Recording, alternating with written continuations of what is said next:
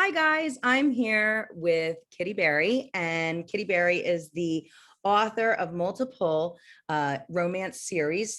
She's the author of the Stone series and the author of the Anatomy of Love, the Compatible Companions trilogy, and this fall she has the Blossom Spring duet coming. And Kitty Berry is also the founder of Romanticon, which is held annually in Connecticut. And we are going to talk about romance and books and publishing and writing today. So I'm so excited to have her here with me. Welcome, Kitty. And thank you. For those of you who don't know me, I'm Lydia Michaels, and I'll hand it over to Kitty and let you do a little. Sure.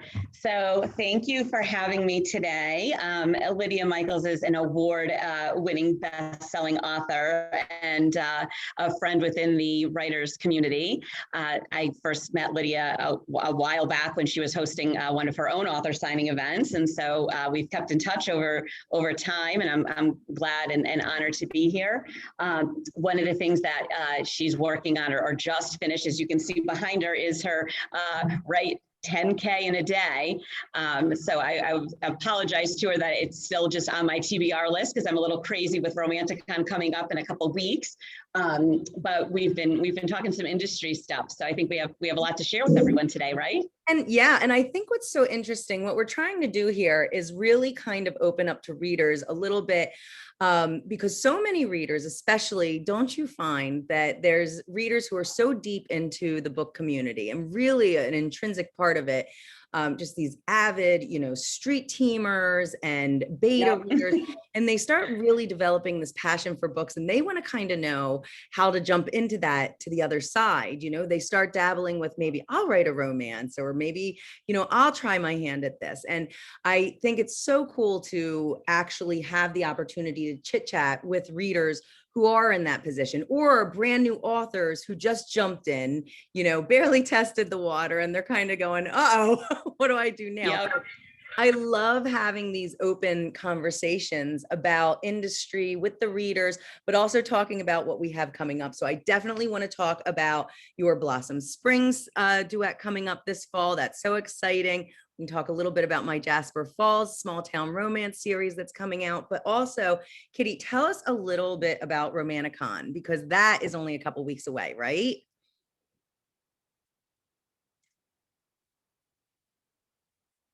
Did we lose you? Are you still here with us? Yeah. We So have a storm. it should be year 3, but it's year 2. Yep. Did we freeze? You froze on me. Am I there? Let's see. Are we on? We're still on. I'm going to try to hotspot. You're froze. Let me see if we can hotspot this and get a better connection. There we go. I think we might have a better connection now. Can you see me? I can see you and hear you. You froze for a minute. Okay, sorry, gang. Okay. There's a storm coming. We're both in the Northeast, so there's a little bit of a storm coming. So. I keep looking out my window. It's getting darker and darker outside. I have lights on to be able to see. So tell us about Romanticon. So it should be year 3, but thanks to COVID, it is year 2. And it first just came about with me because I was attending events. So I started out as that new author, and my book, friend is Laura, is LM Carr. And so I kind of assisted with her for a few events to sort of, get my feet wet and learn the ropes. And then I started attending events myself. And so I was kind of like, it's really cool. And I kind of want to get into this, and I want to host an event. And in the back of my mind, as we've been talking, I've had some other wheels turning and some other ideas. And so Romanticon kind of is just still young and new and evolving. So I don't think it's finished with what it is yet. But this year, we are having a luncheon that readers can attend, that they can come to with the authors prior to the signing event. So if they want like an hour of, a little more like, intimate or private time with them, they might be able to get that, by coming to that. Then it's our signing event, and the signing event has grown and grown. And, by hosting an event, like when you start this, you don't know how many authors are going to sign on with you. And then all of a sudden you have all of these authors. So I kept going back to the venue, like, can I fit more tables? How many tables can I put? How can we organize this? Yeah. With the, You start squeezing them in everywhere. exactly. But then COVID hit, and then we were like, okay, well, we're going to be able to have this event in 21, but with restrictions. So then I had to take the tables away, and I had to stop selling. Like I couldn't. And so, but now that we're kind of through that, and like I think we're a little stable, I actually have a meeting tomorrow to plan out all that floor plan and stuff. But right now it's about 80 authors. I do all romance. Wow, awesome. Yeah, I know you did all romance too, right? I know some events do different, but yeah, all romance. And then I do vendors. So I have like LuLaRoe and like Pampered Chef. I do like 10, 20 tables of them. And then we have an after party this year. So, but that's something I do want to talk to you about. Yes, we're going to talk about that in a little bit. Yeah. I go back and forth with that. So, but this year we are doing an after party and, you know, some raffle baskets, door prizes, you know, some fun things too. But, yeah, it'll be a fun day for I think it sounds amazing. And tell us where the dates and the tickets are. Yeah, so it is Saturday, July 24th. And it is in Trumbull, Connecticut. You can get tickets on Eventbrite. People can find tickets just like, you know, entering in Romanticon 2021 in a search, it'll come up. If not, my website, which is that kittyberryauthor.com site, has all the information on it. And I'll tag you in this video too. So anyone who's not familiar with your page can find you by clicking on Kitty's name up above. So tell us about you have this new duet novel, 2 novels coming out for Blossom Springs. Tell us a little bit about that. So, well, we're going to see if it's going to be a duet. So I tend to say I'm going to do a duet, and my duets turn into, you know, series and collections. I've been there. So I forget what else it was that I wrote that was supposed to be a duet. Oh, Compatible Companions trilogy. That was meant to be a duet. That grew into a trilogy. So I'm trying my best to make this stay a duet. The first book is with beta readers. And they're actually going to get some information back to me. I love how this happens. Did everyone hear the doorbell? Of course, my doorbell rings in the middle of our interview for a wine delivery. I'm hoping one of my adult children are able to go inside. So yeah, so hopefully this is going to stay a duet. My beta readers have book 1, and then it'll go to my editor in August. And then I've already started on book 2, and I'm really trying my best to keep it at that. So fingers crossed. Well, I definitely talk about that in Write 10K because controlling the length and the word count and the arcs and, you know, a series arc and all of that is so hard to maneuver and contain. And it's really hard, especially when you're, you know, starting out to kind of figure out how to do that. I mean, for 10 years, I couldn't write. People would ask me to do novellas all the time. And I say, I can't do it. I can't write small. I can't do it. And, you know, finally I figured it out, and I put the formula in Write 10K. So you actually know, you know, if you need to write, you know, if it has to be 18 chapters and it has to be X amount of words, then this is what you need to put in every single chapter. And I have that formula in there for, you know, writers, and I tell them how to break it down and solve it every time to make sure they're hitting all the plot points that they need to. So that's interesting when it comes to controlling that. So tell us about what is the base of the story? What are your it's a complete contemporary romance. So I tend to write like as a soap opera. So my series like blend into each other, characters come over, so there is carryover. I tended to write more like the BDSM stuff, like a little more spicy earlier on. This has spice in it, but it's true contemporary romance. There's no element of any of that sort of kink in this. So it's a little bit different from some of my other, you know, things that I have written. Yeah, I have here that you have, I mean, I was going through some of your genres. You have BDSM, rocker romance, second chance romance. You do a couple second chance romance, menage, military, cowboy, suspense, mystery, and you even have a Christmas story. And that's all within the Stone series. So now, as a writer, do you find that it's tricky to does your fan base fluctuate because you dabble in so many subgenres? Because I do as well. I mean, I have a psychological thriller and then a rom-com. So Right. it's a little, and if you, experts will tell you, pick your lane, stay in your Right. lane, find your niche, stick with that. And it's really, really a challenge for me because I want to write everything. Right. But see, I think that's a lot different. So like a rom-com is so much different from that thriller, that the audience is probably so much different, where I don't know that mine is all that different. It's more just like that theme is different. It's all Um, staying contemporary. yeah, yeah. But I found, like, I'm sure it's all of us, right? You get that core group of readers. I feel like I had some early on ones that have since kind of dropped away, but they're kind of like not really visible on social media anymore. So maybe they're doing some other things. It's not like they just dropped me, but they're kind of have some, maybe different interests. And then, yeah, you'll have some that even within like my series, if they wanted to read, they carry over, but you don't necessarily have to read book 1, 2, and 3 before you read book 4 or 5, So if they want that cowboy or they want that rocker, they can read that one. I tend to find that with readers, with your true, super fans, it's they fall in love with your voice. It's really your voice, your presence, your personal story as an author. They like watching your journey. They like being entertained by you. Yeah. So they're your one-click readers who are going to just follow what you're writing. I mean, and really the tricky thing with being an author nowadays is because the market is so saturated, and we're going to talk a little bit about this as we move on, but the market is extremely saturated. So it's about standing out. You can write this brand new series and your one-click, fans are waiting for it, but there's so much noise, so much white noise out there with the social media and advertising and such that they almost miss it. It's getting them the information. Hey, this is out. How many readers are actually reading newsletters these days?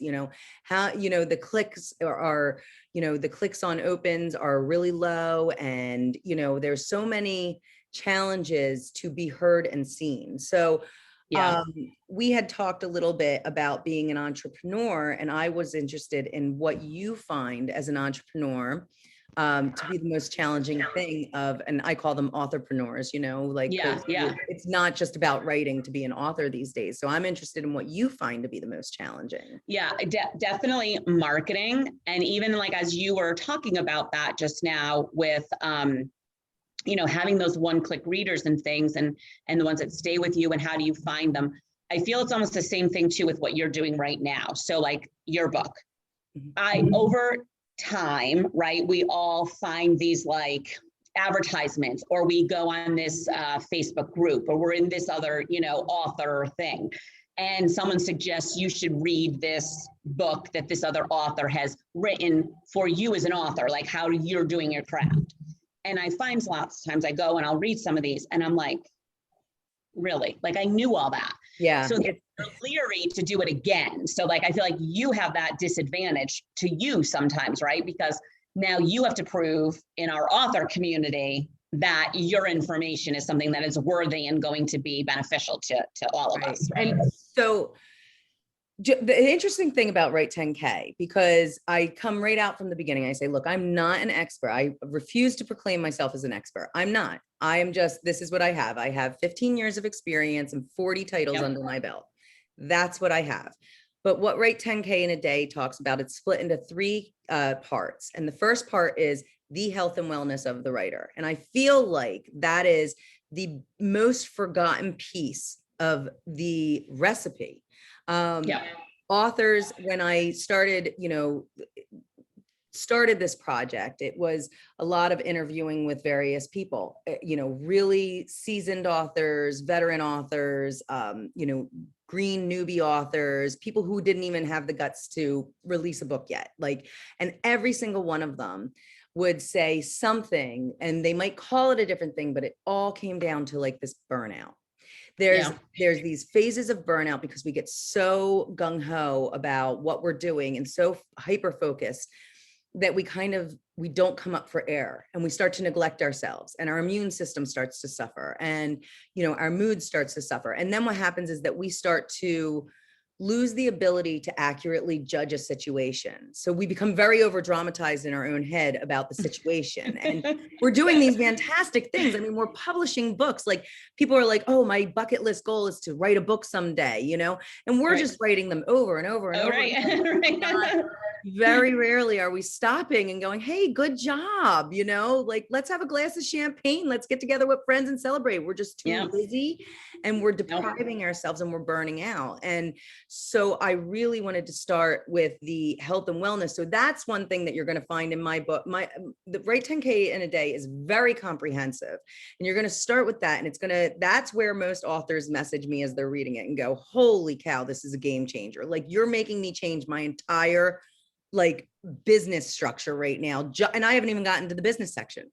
Right. And the business part, we do talk about marketing and things like that. And it's a lot of, you know, when I was reading over your notes before we did this, because yes, we do prepare as authors. Sometimes we pants it.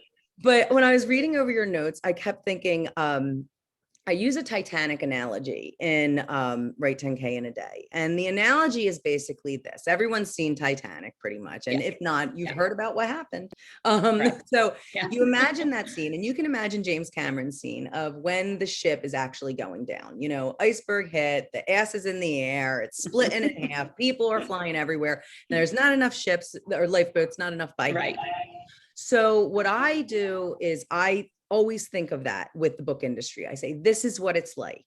And the problem is that all the writers, because the market has become so oversaturated with the, you know, turn of the century and, you know, indie and digital and all of these things. So what happened is we have this surplus of writers, and some of them are incredibly talented. I mean, there's so many masterpieces undiscovered out there. It's crazy because they're just screaming. Imagine all of those passengers falling in the water, trampling over each other, pushing people under, trying to get seen, screaming for help, trying to get that lifeboat to come back to them. And that's what we're doing. And we're exhausting ourselves. We're absolutely depleting our energy. And our energy equals money and time and all these things we're trying to save. So we're really just wiping ourselves out. And those boats, the lifeboats, represent, you know, they're the agents, they're the publishing houses, they're the top 1% who's got their ticket out of here. What we need the marketing that's going to actually come in like a helicopter over top, drop a rope and airlift us out where we can go, okay, guys, peace out, we're leaving. I'm going here. And you actually need to, as an author, remove yourself from the chaos that is all this over advertising, screaming white noise. You need to remove yourself, and you need to be deposited where it is your time and you have the right material on hand and the right ear listening. And then you have everything. And it's really about pacing yourself and sustaining your energy. It's about sustaining yourself for success. And that's a lot of what Write 10K talks about. And when I go back to that Titanic analogy, I always, you know, think, gosh, this is exactly what it is. And when I have authors come to me and they'll say, you know, I want to write this and I have this, and I'm so afraid of losing relevancy. Stop. Don't worry about that. Just, there's ways to stay relevant without staying super present. And really, in Write 10K, I tell you, you need 20 minutes a day to social media, and save it till the very end of the day. Because if you do it in the morning, you're never getting off. You're going to get sucked in. You're going to get pulled into this or that. One of the things that we do talk about is, you know, marketing. What it does is it manipulates a product's success. So that's a given. And I am not, like I said, I'm not an expert. I'm absolutely not a marketing expert. I struggle with marketing too. I mean, I know what to do. I get exhausted on it. I think one of the biggest problems that cause author burnout is when we teeter that balance. And 10K in a Day is so much about balance. So what happens is, you know, we're supposed to be writing. And then all of a sudden our book's done, and now we're marketing. And then you have another book, and you start to humble as your backlist grows. And all of a sudden, you know, when I was at 30 plus books, I was spending 80% of the time marketing, and I was 20% of the time, if I was lucky, writing. And I couldn't, it was just killing me. I mean, I was like, felt like I was dying inside because I Yeah. just wasn't doing what I loved. I didn't want to be in advertising. I wanted to be in art and creating and writing. And Write 10K in a Day is about finding that balance and, you know, prioritizing your career, your life goals. I mean, we talk about a number one objective, which is so much more than being an author. There's all these things in there because marketing's going to manipulate your products. But if you don't have new, fresh products, you have no product line to market. Right. So It's a cycle. Yeah. and it is a cycle, and it starts to become retroactive and like this inverted spiral where we start losing everything we're working to. And there's just, you know, Pam Goblin was the one who said to me, she goes, you know, in every industry, if you work hard, you make more money. And that's not true in publishing. It's No, not. And no. we have to learn how to sustain.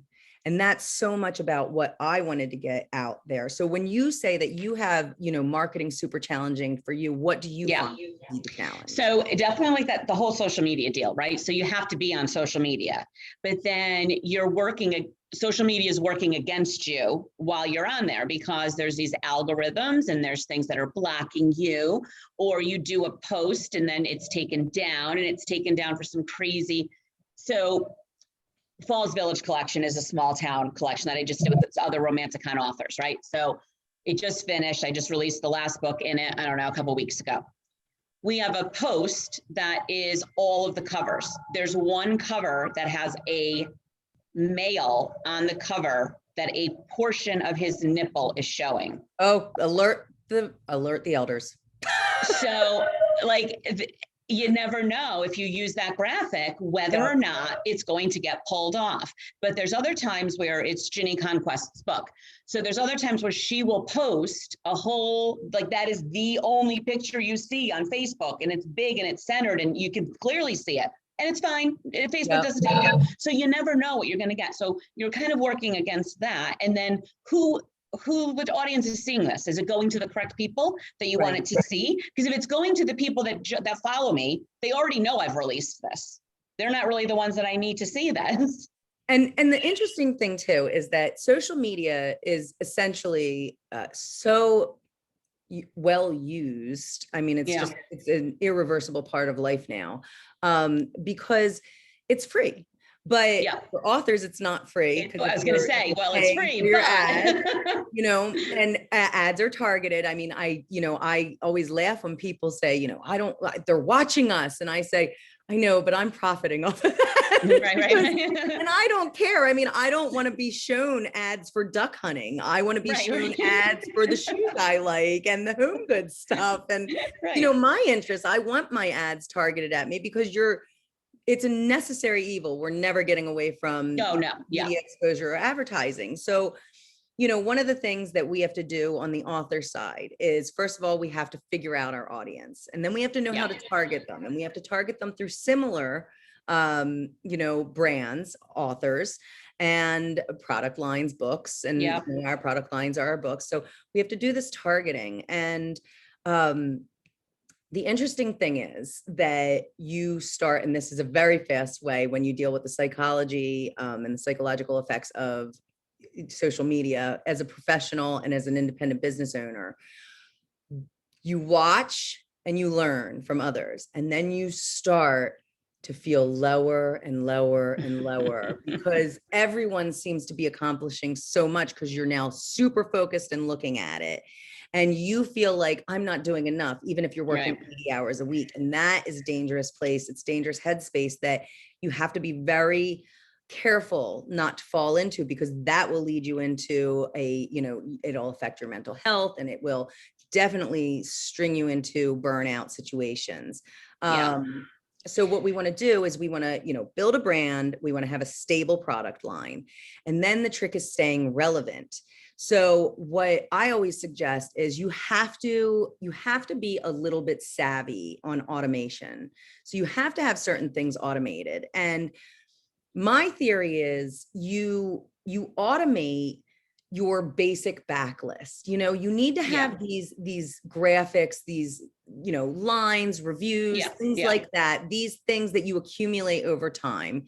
constantly, spend a little time each month making these things, and then invest in some automation tools. Like I have a company that I use that I really, just depend on. It's under $20 a month, and I can upload, hundreds of things to go through my social.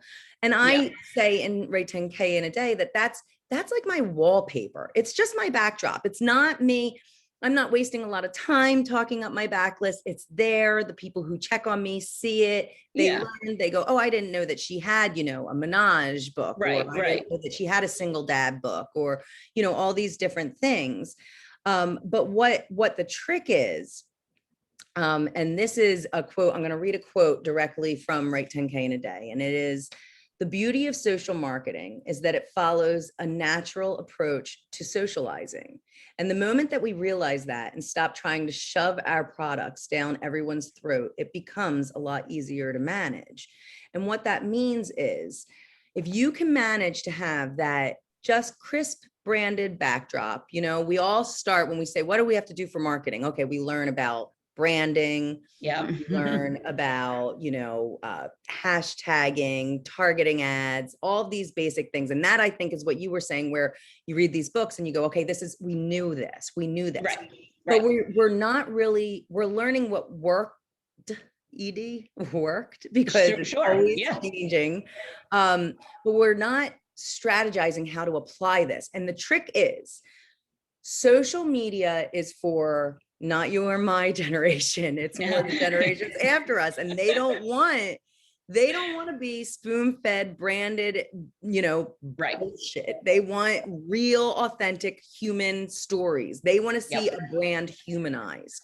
And we, as authors and creators, we are very humanized already. We're not a shoe company. We're we're people writing stories and connecting stories based on the human condition and the growth and evolution of people and characters from all walks of life. So what the trick is to really have that backdrop, have your branded content so it's available. They know where to find you. They know where to buy. They know where to click. But then you have to be present and you have to be real.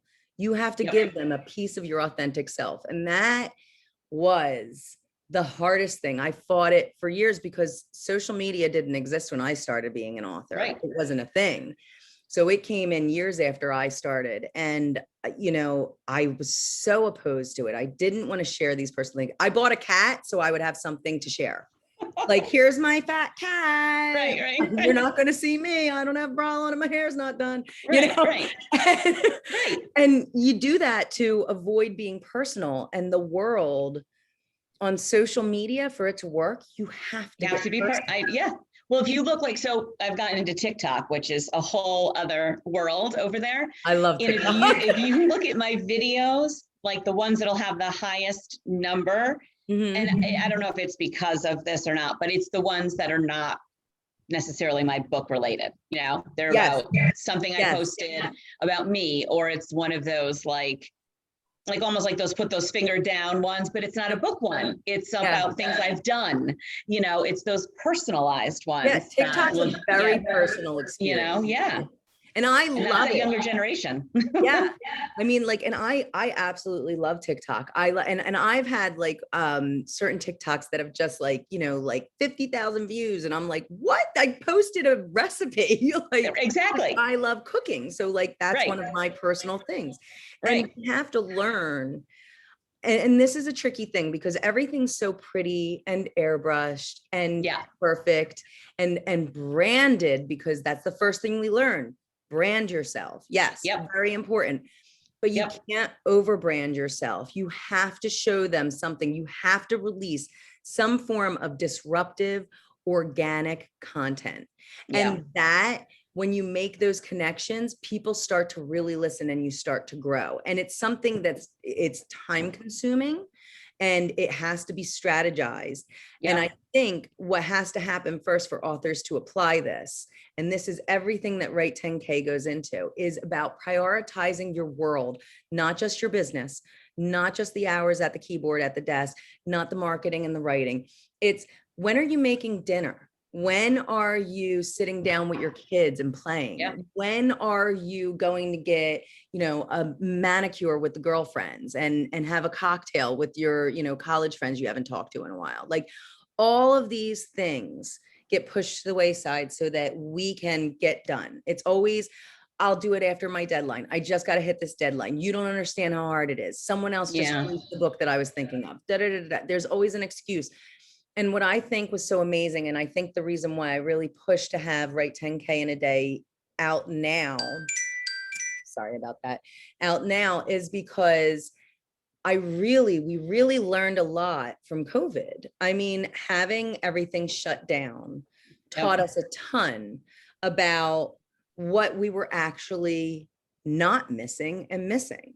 Yeah. And that actually opens to what we wanted to talk about, which is your event. Again, we're returning back to this because one thing that I want to end on about the marketing, and there's so much more in Write 10K in a Day that goes into this and really lets you understand that you're not alone when you have these feelings about, marketing and the overwhelming things that come with social media and trying to manage it all, is that marketing needs to be done with measurable results.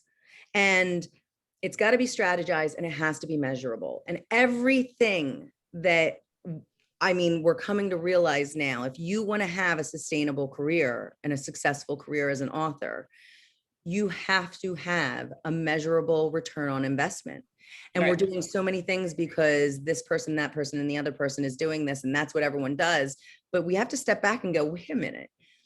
Just because everyone's doing that, does it make sense? We're all just doing something that's ridiculous and not making us any money. And it's taking all this time, it's taking all this stress. And what's the return? And I say in Write 10K in a Day, you can either have an ROI, a return on investment, or an ROJ, a return on joy. Because sometimes it's totally okay to do something just because it's fun and you are enjoying it. Right. But now let's talk about a little bit about what you're thinking about with Romanticon. So, well, and a couple of things. One of your analogies there with the Titanic made me think of another point with this too. So how you were saying there's those people that are always like pushing down to get up, pushing others down to be able to get up. So we also, I think more so as women, but we do fight this, we're not always there to support one another. Sometimes we're there to not. So as even just event hosts, not all of us work together. There's a lot of us that do, Janine, it gives me chills to think that. We come to each other's events, right? We support each other, we collaborate, we might have conversations. But there are others that I've hit a brick wall with that I've reached out to. And on that point, just real quick to step in there on that, I have a saying about that. You think about a clothing brand, okay? Like some people are like, oh, I can't do this. So-and-so already wrote that. No, it's just because so-and-so as a clothing brand doesn't mean there's never going to be another clothing brand that's similar to that. Everyone's going to have all of these brands. And, we're just one more brand. We're just one more brand and we're trying to get it done. And, there's room for all of us at the top. The trick is, and this is my theory, there's so much room at the top is just this endless penthouse of space for success. But the door is this big. So we all have to be gracious and kind and thoughtful to others and learn how to get along while we're all in line, trying to go to the same place, stop drowning each other and start accepting that, we can help each other. And I have definitely more so 15 years ago, I felt that it was I have a secret for success. Don't tell anyone, and that's not the way it is anymore. I mean, there's some really fantastic groups out there that are open to authors that let them speak. And you even said that your author group for Romanticon is like a little bit of a mastermind hub. And I think that that's the same thing with ECAC. All of us behind the scenes of these events have these, author only groups, and you really learn to bounce off. I mean, you can go in there and you could say, hey, how much are you guys charging for your books at the convention? Because I don't want to be too high. I don't want to be too low. And you learn little tricks, like do everything in 5s and 10s so you don't have to make change. Right. I mean, But go ahead, back to what you were Yeah, going to no, say. so definitely. And doing that Falls Village collection with the authors has been amazing because there were 10 of us. And Mhm. I read everyone's book and I worked through everything with every author because it was my thing. It was my collection. It was my town. It was my idea, my plot, the basis for the whole story. And so it was great to collaborate with those Yeah. authors. It's so nice when collaborations work out.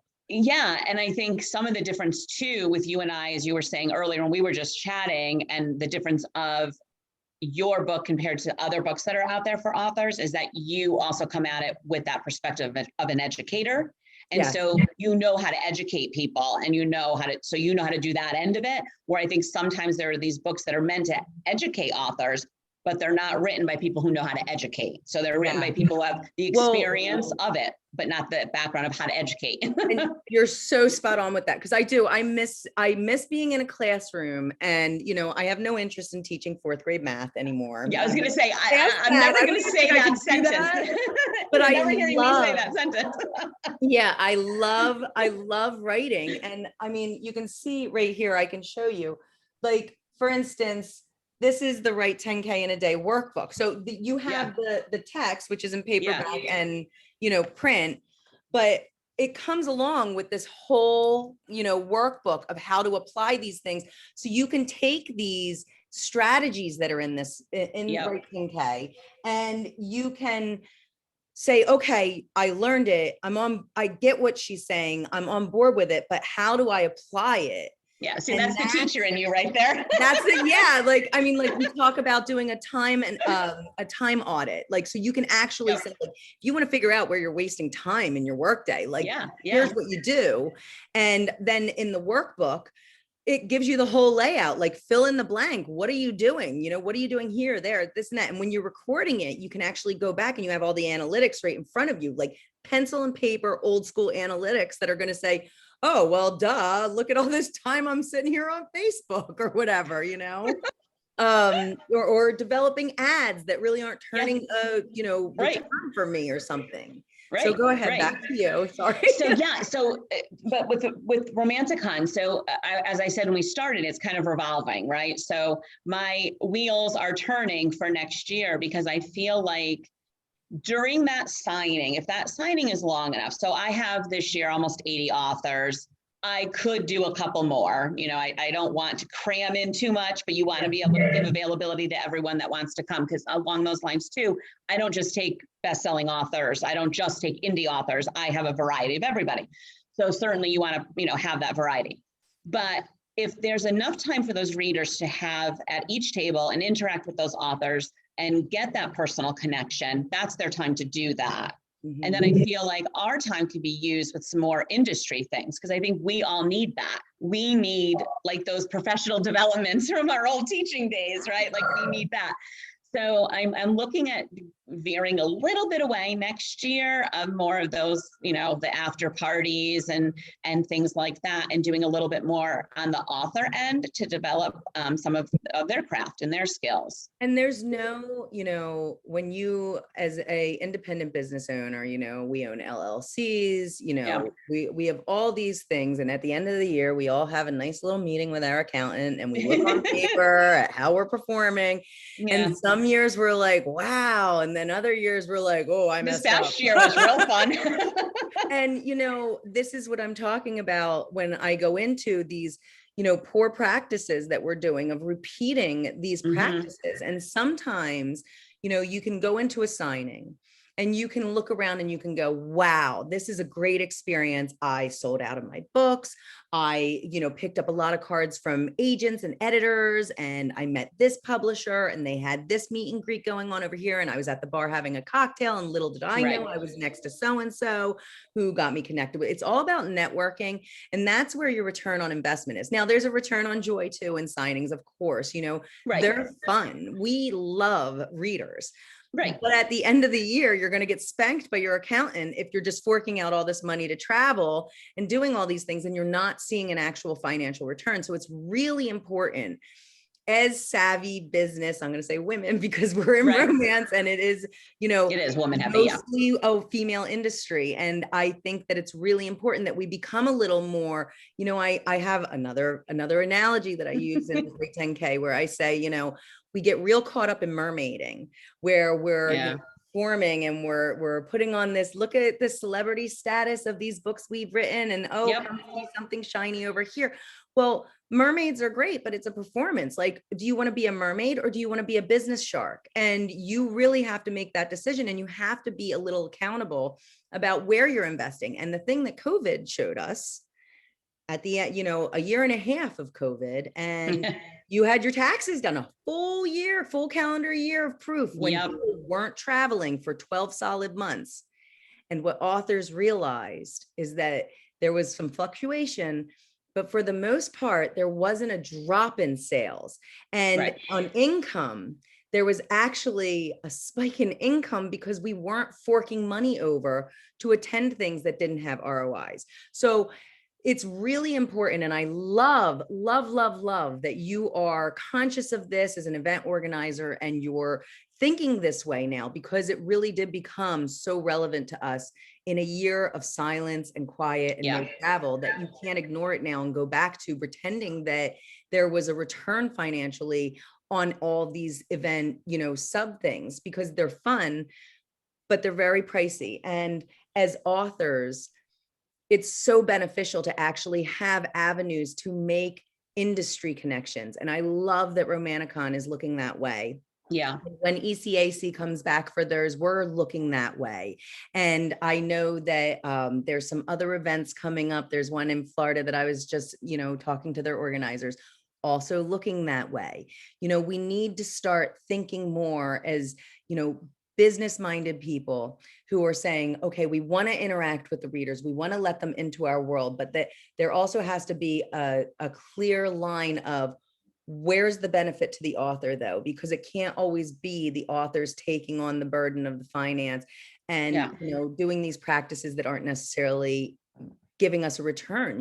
I mean, it's a lot of money to travel. It's a lot of money to have, especially for indie authors. I mean, I'm a hybrid, so, it's a little different, but for indie authors, I mean, putting out your inventory, you're paying for that up front, and it's a long investment and it's hard to earn back sometimes, especially for newer authors. So I'm so thrilled to hear that, various events and like Romanticon are looking in the future to turning and having more of a atmosphere for professional networking as well as interaction with the reader. Right. Because it should be a marriage. Yes. And when I'm looking at the numbers of what the readers are doing for this year, and I keep saying, like, I know this year's sort of an anomaly, like we're coming off of COVID, and I don't want to base too much on this year.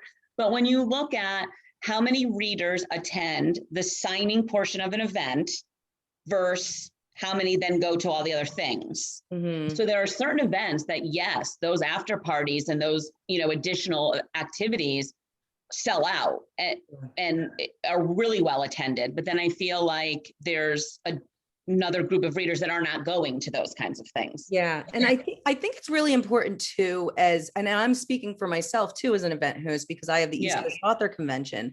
I think it's really important that we become accountable on analytics.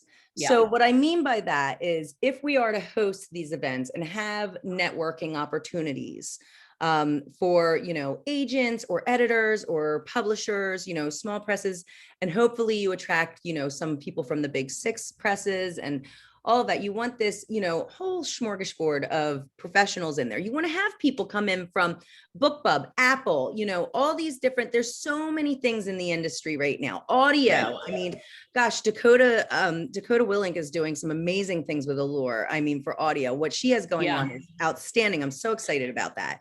So, I just went down that rabbit hole, by the way. While I was planning Romanticon, doing all of this, I'm turning my backlist into audio because I wasn't doing enough. I wasn't doing enough. We don't have enough heads for all the hats we have to wear. I know.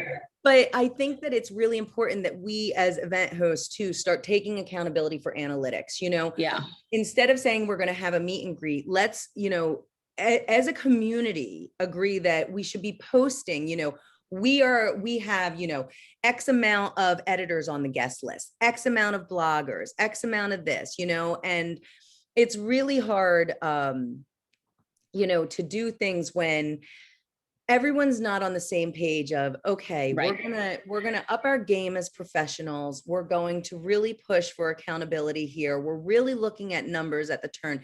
And as much as that might be boring for the readers listening to this is the reality of it. And this is all part of what needs to happen for us authors to produce more books faster. Right. It has to be a more stable environment. It cannot, and it's going to continue probably for, I'm predicting the market's not changing for at least 10 years from that Titanic crash. I mean, not that the market is crashing. There's gobs of money to make out there. It's just a matter of how to manage the marketing and get the right people to look the right time, be at that door with the right thing in your hand, Right. the right person with the right ear, And then So also for the readers, like to give them the more bang for their buck, because they're not, so readers are being asked to pay to get in the door, right? So they're paying to walk in the door to see all these authors, but then they have to pay at every author's table to purchase things if they want to purchase things. So when we're doing these parties, like, I don't know that how much like readers realize, but like when you're going to venues, they're not giving you the space for free. You're right. making food and beverage minimums, you have to pay rental fees. All of these things are contingent upon what you're offering. So when you're offering these after parties and you're using their space for 2-3 more hours and you're using bartenders, fees are going up and up and up and up and up. And as our overhead is getting, tickets are going up. So is there a way that if they're not really interested in attending some of these things, are we really taking away from them? Because now. And you don't want to see these things disappear, because I'll tell you, 10 years ago, they didn't exist. Sure. 10 years ago, it was the very large ones. I mean, Lori Foster's had hers for years and years. RIGT, phenomenal signing. And she actually was one of the first to split it and acknowledge that indie was there. So she would have, one day would be the traditionally published and the next day would be the indie, and she'd have an open public, and it's a great turn. I mean, she does a fabulous job. And I think she's in like her 22nd year or 21st year of doing it now or something. And then you had like the RWAs and things like that. So it's really amazing to see all of these events come about, and especially so prevalent that if you're in Pennsylvania, you can scoot over to Connecticut, you can do it in a weekend, I mean, they're everywhere. So that's great. And they have some in Europe where you can travel if you want to do that. So I don't want to see them go away, but we have to kind of get smarter about the way they're working for the reader and for the authors. And I think, when you think of what it's costing, because authors are paying for a table, they're paying for new materials, new equipment, new banners, new tablecloths, things like that. They're paying for back inventory. When their travel, they're paying for lodging, meals. And I mean, all of that as a business has its deductions and stuff, but it starts to accumulate very fast. And for what you can afford to travel with. So, I mean, as an author who has 40 books, I bring banker boxes and I fill them as much as I can. And a lot of times I'm lugging one title back because it didn't do good at all. And then the title I didn't expect to do good sold out, and I have back orders now that I have to mail. And it's very unpredictable when you have a large backlist. And, that's why it's so important that readers, utilize pre-orders. It makes it really, really, it's a huge, because I do feel like our customer base, readers, especially in the romance genre, is just freaking amazing. I mean, like, they are so receptive and responsive to being our, friends in this game. They 100%, are our friends. There's such a mutual respect and love there between readers and authors. So I feel like, that's why interviews like this are so important, because just opening up about some of the stuff that we're facing and how we're trying to make it a more accessible world to them, but also an affordable world to us running businesses, and, making it, and all of this comes in hand, this is what balances book prices and whether we're traveling. It all has to be a little, we have to get out of the chaos and really take that time. I mean, especially, and that's where the health and wellness of a writer comes in, because you have to be taking that time or you're just going to burn out on everything. And you're not going to want to travel anymore. I think when, COVID happened and we were all locked down, I mean, a lot of us were like, oh no, I really, I missed Nashville. I missed New Orleans. I had all these things planned that Yeah. I had a wardrobe packed. It was 6 days away. And, I was devastated, but then I was like, it is Right. so peaceful. I know. And I now it's mean, been hard to like get back out there. I'm like, I have to like put pants on. What? Like I it can't gets just, really peoply I can't really just, quick. But I think that everyone's on a really, good spot right now to kind of get yeah, back in and not work, it's yes, we're always working our butts off, but let's not focus on working harder. Let's work smarter. And yeah, that yeah, really carries over. And I just think it's really important that the readers are aware that we are strategizing this way and trying to give them the best. And we're trying to get information to them about new releases. And we're always, learning and studying and trying to figure out what the best way to do that is. But most importantly, we as authors really need to have space to do our best as well. Like I always tell authors, like when you disappear for a minute, don't come back on and say, I'm so sorry I've been absent. right. You could be, and I think the line in 10K is like, you could be combing your pony. You could be Right. doing body shots with your best friend. Like it's no one's business. If you needed time to do something for you, you deserved it. Like we don't have to make excuses. We just have to, just Yep. pop in and give an update. Yeah. This is hard work. And we're doing pretty incredible things out there in author world. And I think Yeah. that we're really, really hard on ourselves. And I'd love to see that attitude change to a more positive mindset. And, hopefully the support system that we do see really expands and grows, where Yeah. we're encompassing. Yeah.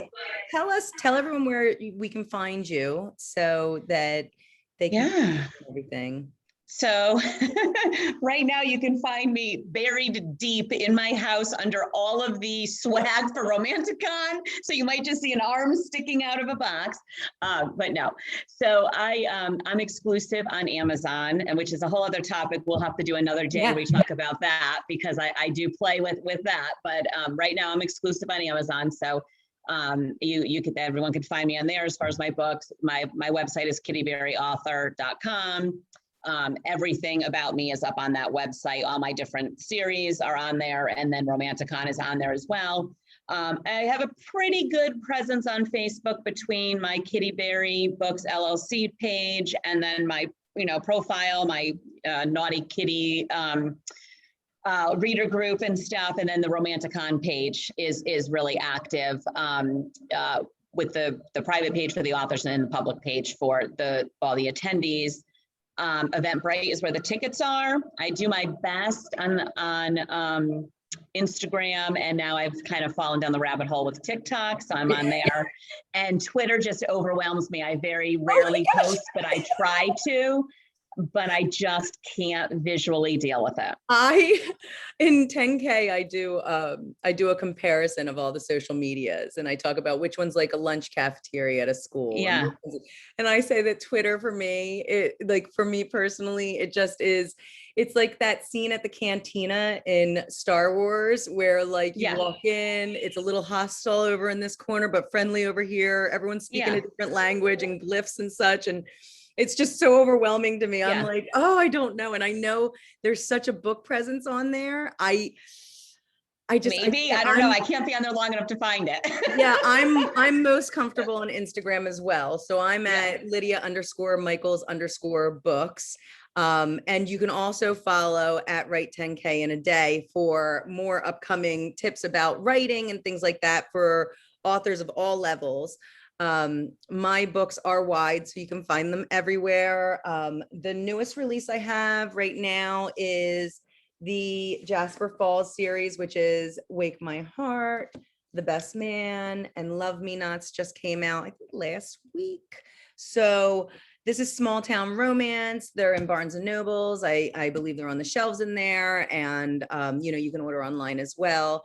So check them out. And I'm on Instagram and Facebook. If you want to find me, I'm on Facebook as Lydia Michaels, and you can join my reader group, which I run with Pam Godwin, who writes Deliciously Dark Romance. And that reader group is called Read Between the Wines. So you will see us there as well if you want to join us. Thank you so much, Yeah. Kitty. This was wonderful. I really Yeah. enjoyed Thanks for talking having books me. with you. Super Yeah, fun. this was so fun. And we haven't seen each other because, COVID hit and messed Yeah, everything up, and we've all kind of just I been in our know. I houses. So know. It's nice to touch base with it everyone is, again. it is. So, okay, well, I will let you Perfect. go then. And thank you a ton. This was fantastic. I look forward to Yeah. talking to you soon, and I hope to see you. And good luck at Romanicon. Have Thank so you. much fun. I I hope hope you guys everybody all make comes. a sale. All Yeah. right, enjoy. All right. I'll talk to you soon. Bye. Bye-bye.